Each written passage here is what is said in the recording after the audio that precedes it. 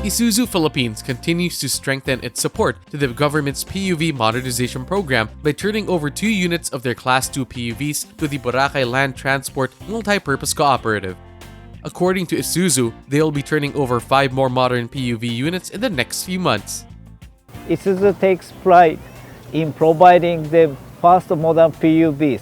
We believe that this is going to be a step toward upgrading and greener transport system for Boracay Land Transport Cooperative.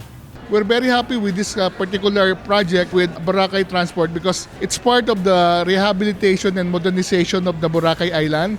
Aside from completing the roads around the island, it's very important that the island also get modern transportation, and we're very happy that they have selected Isuzu to provide Class 2 PUVs in Boracay. Class 2 vehicles were assembled with Isuzu's QKR77 platform and are equipped with the company's 4JH1 engine, which is Euro 4 compliant. It can accommodate 23 to 30 passengers. Aside from the passenger capacity, the vehicle is equipped with air conditioning and several accessories as required by LTFRB. It has GPS, it has tracking devices, it has LED monitor, several cameras, dash camera, and it's also provided with auto park collection system. So all this will be part of the modernization of the transportation within the island. The units will be serving passengers around the island, specifically from the Jetty port all the way to the island stations and resorts.